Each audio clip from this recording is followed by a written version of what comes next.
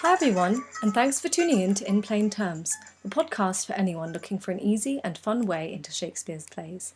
I was lucky enough to grow up going to see a Shakespeare play for free every summer from the age of 6, and I happened to love it from the get-go. But I know I'm rather unique in that, so I wanted to offer a fun way in for those of you who aren't so sure in the bard. I will be breaking down the plays, briefly talking about some of the themes brought up in the play, and giving a bit of detail on the top insults in the play, all while making some terrible jokes and just having a good time. So today I'll be starting off with Macbeth, because everyone has to battle with that bloody Scottish king for their GCSEs, and he's a character that took me a long time to come to terms with. When I was a teenager, I hated Macbeth, the character and the play. The Macbeths were evil and bloody and power-hungry. Why on earth would I like them? But as I grew up, I realised that they're some of Shakespeare's most relatable characters. I mean, who hasn't wanted something, and I mean wanted something so badly, you would do almost anything to get it. The new game console all your friends have, that Ferrari you saw last week in London, that job that would absolutely make your career. We've all been there, we've all weighed what we would and wouldn't do, and while I'm sure very few of us would actually commit murder, I'm sure we would do whatever it took, within reason, to get it. So, before I go too in-depth, let's just get the story broken down and out of the way. And along the way, I'll explain some of those old, annoying words too. Beginning. Macbeth runs into some witches who tell him he's going to be king. Middle. Macbeth kills a bunch of people to become and remain king. End. Lords of Scotland get fed up with Macbeth being a tyrant and kill him. So, beginning. The witches. We start with the Weird Sisters, and while all Potterheads know them as the band that played at the Tri-Wizard Ball, here the term weird means fate, a nod to the 3 Greek fates. The Weird Sisters summon Macbeth. Cut to the king talking about the recent battle and the betrayal of the current Thane, which means Scottish nobleman, and a bloody sergeant tells the story of Macbeth's heroic feats. Then we see Macbeth and Banquo meet up with the witches, fates, who hail him the Thane of Glamis and Cawdor, which of course shocks and confuses him. What the heck? I mean, I know I'm the Thane of Glamis, but I'm pretty sure the Thane of Cawdor is still alive. Then they tell him he's going to be a king, and tell Banquo his children are going to be kings. Again, what? Now, anyone who has studied ancient Greece or read Percy Jackson should know by now that whenever anyone tells your fortune, they like to keep it vague and let you fill in what you like. Annoying much? Then, of course, Ross and Angus, 2 of the king's men, arrive on the scene, and they address Macbeth as the Thane of Cawdor, and explain to him the story of the current Thane's betrayal and his promotion. This stirs or excites Macbeth, and gets him thinking about how true what the witches said was, and what is to come for him. However, he has to hide his thrills from everyone else in case he reveals his black and deep desires, i.e. his murderous plans. Banquo remains, it seems, unshaken by the witches' news, and tells Macbeth to forget about what the witches said. The king then officially promotes Macbeth and a few other people, including naming his kids, Malcolm and Donalbain, as his heirs. Macbeth sees this as an obstacle, one that he forgot in all his excitement. Next, we see Lady Macbeth reading a letter from her husband, telling her everything that has happened. She, like Macbeth, is enthralled and excited at the concept that he could be king, making her queen. But she worries he's too full of the milk of human kindness to catch the nearest way. Basically, he's too nice to actually make it happen. He would want to go about things the right way, like most of us. She thinks she can persuade him, however, to do things her way, the evil way. Then she basically summons evil spirits to take away all her conscience so she can do what she has to take the crown. Then Macbeth arrives with Duncan to their castle, because everyone who was anyone at that time had a castle. They didn't have flat screens and cars to spend their money on, so a big castle was the logical next option. And there's a big party which provides a great excuse for the Macbeths to get everyone drunk so they can kill Duncan and blame someone else. Macbeth, just as his wife predicted, tries to back down from the plan, saying the king had favoured him lately, and he didn't want to betray him. However, Lady M basically drops the bomb on him that she would, if she had to, kill her own baby if she had promised to, so he has no excuse. The word emasculated is often thrown around in response to this speech. I mean, talk about scary and powerful. I wouldn't want to get in her way.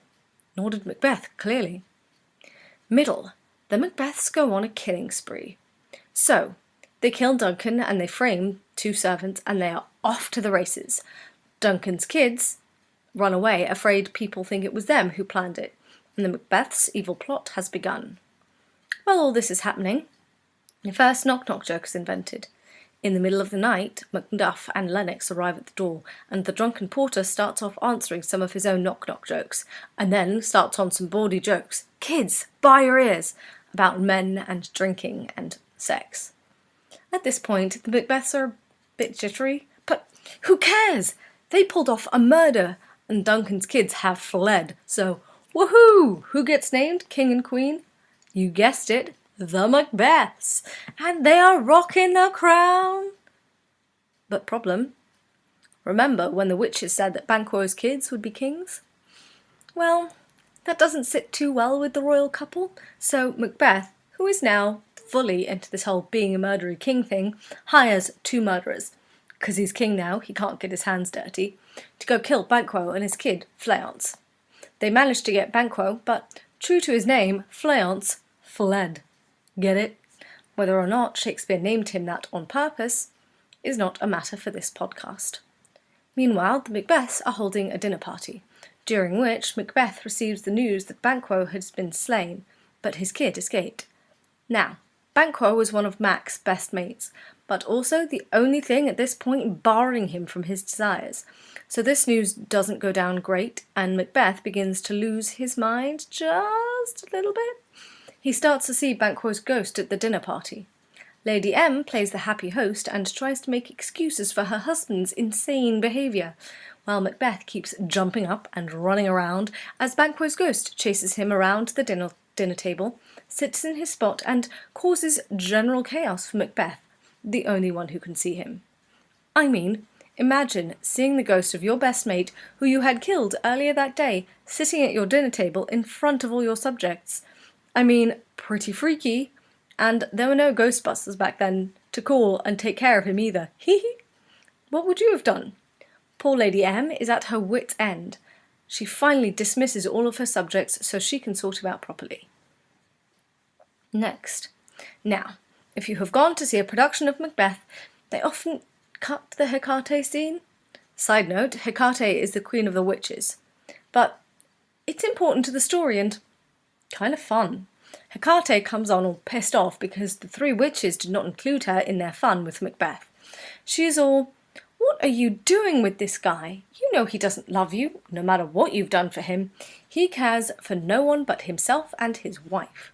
And she goes off in a huff after telling the witches exactly what she wants them to do, and then goes off herself to gather all the things that she needs to end Macbeth in a horrible, terrible way. Because who doesn't love a gory death scene? Ending. Malcolm gets payback. So, everything that happens from here on in is basically the end of Macbeth's reign. Or, rather, the beginning of the end of it. Basically, Macbeth has gone too far and people are starting to notice. The death of one guy is suspicious. I mean, sure, you know, kids kill their dad for power. It's happened before, it will happen again. But Banquo's death and Macbeth's crazy behaviour at the dinner party is starting to get people a little too suspicious, to say the least. Now, here's a bit you'll all remember from every time people quote Macbeth, and any witch scene you ever see. Double, double toil and trouble. Also happens to be the opening song when Harry arrives at Hogwarts in the 3rd film. This is the spell the witches were planning 2 scenes ago with Hakata. Macbeth arrives and wants to know what the Hakata is going on with his future. And what do they give him? More ghosts! Ha! As you can imagine, that goes down really well. Not. The first ghost/apparition tells him to beware Macduff. The next apparition tells him, none of woman born shall harm Macbeth. He then sees a child with a crown on, holding a tree that tells him not to fear until great Birnam Wood to high Dunsinane Hill shall come against him. Basically, you don't have to worry until these woods move and attack you. It's safe to assume Macbeth pictures something akin to the Ents in Lord of the Rings and thinks, nah, that will never happen. Clearly, he hadn't seen the films. And with that, the witches and the apparitions disappear and he runs into Lennox. And Macbeth is all, hey man, did you see those witches I was just talking to? And Lennox is like, nah man, I don't know what you're talking about. Probably thinking, is he going to lose his shit again? Shall I run away? But Lennox stays and tells him that Macduff, his one possible threat, has fled to England. Macbeth is now thinking, okay, well, I'm going to have to kill him because I was just told that he was a threat and we know how Macbeth feels about threats. So, a lot of important stuff happens in this next scene, so keep listening. First, Macduff's mate Ross comes in and tells his wife that Macduff has fled, and she's like, well, that's rude. And she then explains to her son what's happening and tells him his dad's a traitor. The kid says some wise stuff about there being more liars than traitors than honest men. And then a random guy comes in and warns Lady Macduff that danger is coming and to make like a shepherd and get the flock out of there. And literally 2 seconds later, the murderers come and kill her and her baby and her son. Side note to a great Shakespearean insult here, one of the murderers replies to little Macduff's attempt to defend himself by saying, "What, you egg?" But more on insults later. So, this next scene. Let's talk about it because it's a bit heavy. It's literally just two people on the stage bemoaning, bitching about the current state of Scotland. Sound familiar? Sound like every day in the news? Hashtag current affairs! They talk about how Macbeth is a tyrant and cruel and how even if they kill him, it wouldn't make anything better because it will just make him look like a victim. Again, familiar stuff. So, next time you read or listen to the news, just think of this moment. Then, something interesting happens. Malcolm starts talking about how terrible a king he would be, how he loves women too much, and not in a good way, and how he would take all the land away from the nobles, steal all their jewellery, and a few other awful things. Macduff is like, oh crap, is this really the future of Scotland? Right, that's it, I'm done, I'm going back to England and staying there. But then Malcolm turns around and is like, no man, I was just kidding. I was testing you to make sure I could trust you. Then Ross, the guy who was just visiting Lady Macduff, arrives on the scene. He first tells Macduff that his family are all safe, but Macduff is like, hold on dude, something's wrong here, you aren't giving me all the deets. Out with it.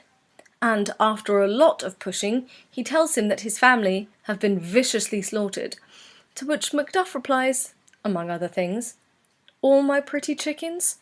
So, there we have it, people. The egg came before the chicken. Ha-ha! Anyway, this convinces Macduff to finally do something about this tyrant king, and he begins gathering forces in England and Scotland to fight against Macbeth.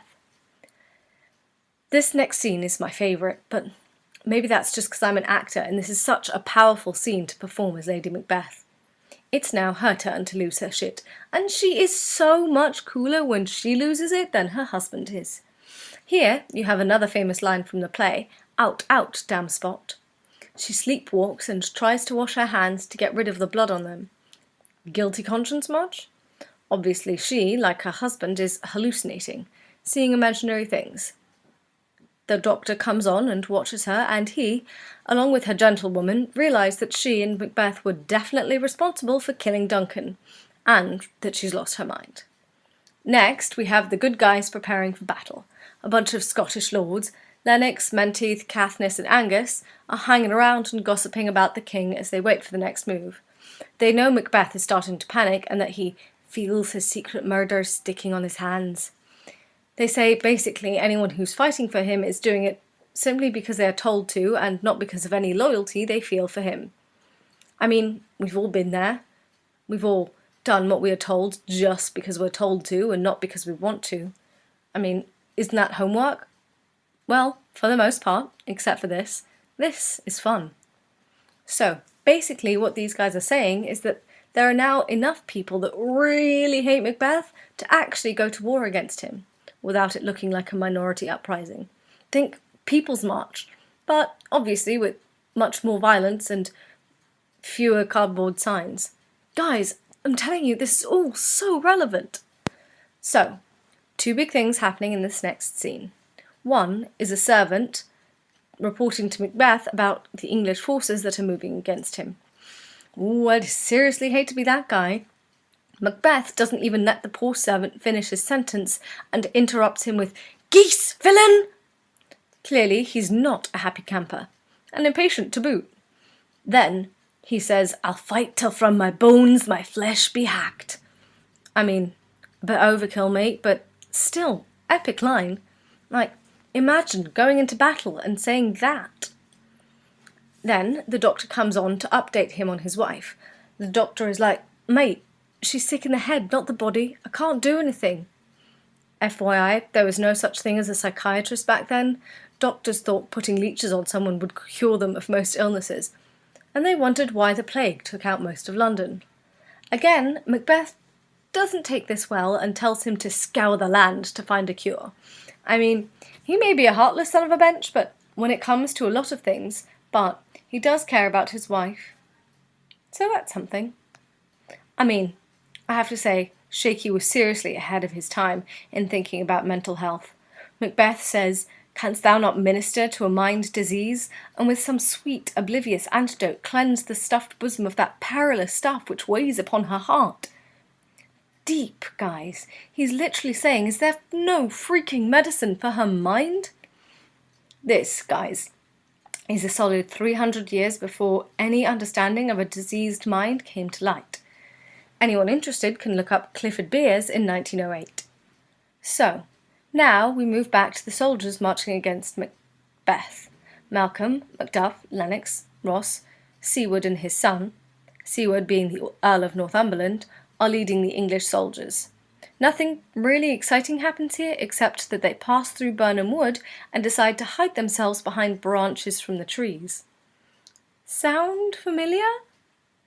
So, while Birnam Wood is marching, back at the castle, Macbeth is going on about having forgotten the taste of fear. I think he's a little too hopped up on adrenaline. That is, till he hears a woman scream and a servant comes to deliver the worst news. "The Queen, my lord, is dead." He then speaks a lamentation that gives me chills every time I hear it. He touches on how short life can be, and then it's over, and there is nothing. It's grim, I know, but powerful and poignant. Then a messenger comes on to tell him that he saw Birnam Wood begin to move. Oh, Macbeth is getting pissed off. I mean, he'd just lost his wife, and then one of the two impossible things the witches told him to fear was coming true. Oof, rough. Okay, home stretch, guys. If you're still listening, well done. Rewards to be reaped for hanging in. We're going to combine the final scenes because they're really all one scene, but for stage purposes, Shaky had to split them up. So, first we have the soldiers with Macduff throw down their branches to reveal themselves. Oof, Macbeth is really having a day. Or even a week, or even a year, but no one's there for him. Then the young Seward, Earl of Northumberland's son, who's probably around 16, decides he's going to go up against Macbeth.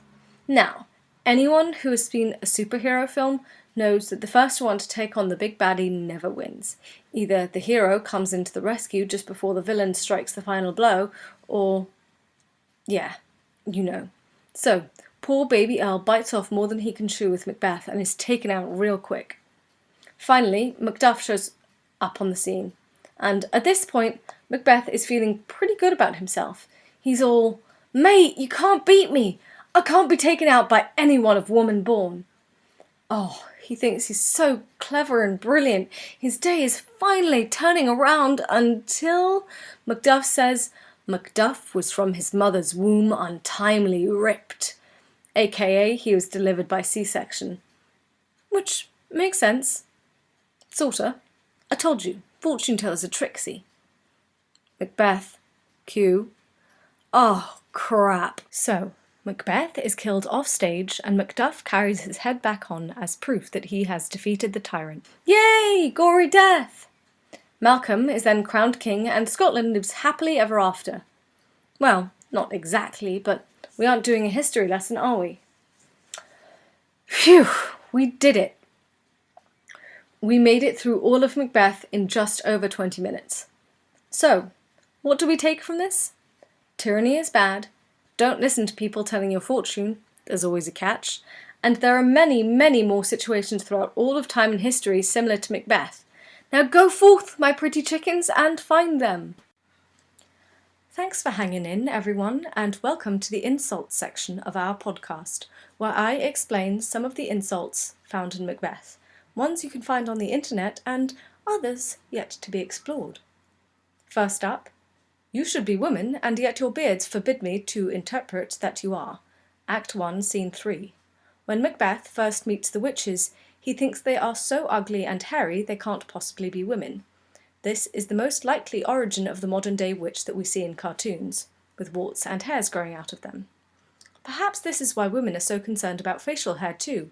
Thanks, Shakespeare. Clearly he didn't have Hermione Granger as a guide for what witches should look like. Next. What, you egg? Act 4, Scene 2. This one is self-explanatory. Little Macduff Jr. tries to defend himself against the murderers, but they call him an egg, basically fragile and unable to defend himself. Thou cream-faced loon! Act 5, Scene 3. A servant comes to tell Macbeth that there are 10,000 soldiers outside the castle. He's likely looking slightly pale, as Macbeth continues on to say, Where got'st thou thy geese look? Go prick thy face and overred thy fear, thou lily-livered boy. Act 5, Scene 3. Basically, get some colour in your cheeks and find some bravery, you chicken. I saved the best for last, guys. Yup, it's the knock-knock joke. And it truly is the first knock-knock joke in recorded history. It's not exactly an insult, but it is really funny if you understand what he's talking about. So, the porter hears knocking at the gate and thinks, you know, whoever does this in hell would grow old turning that key. He'd turn it so many times, because so many people go to hell. Then he pretends to be said gatekeeper, and thus begins the knock-knock. Knock, knock! Who's there in the devil's name? And he talks about a farmer who kills himself because he ran out of grain, an equivocator, which is basically a two-faced liar who committed treason, an English traitor who cheated people by skimping on their fabric. Then he decides that Scotland is too cold to be hell, so he's had enough. Otherwise, he would have done one for every profession. When he lets in Macduff and Lennox, he starts on how alcohol is great for having sex, but also terrible. It makes you want to have sex, but it takes away your ability to perform when having sex. This goes on for a while until Macbeth comes on to greet the lords. Thank you guys so much for listening, and tune in soon for A Midsummer Night's Dream in plain terms.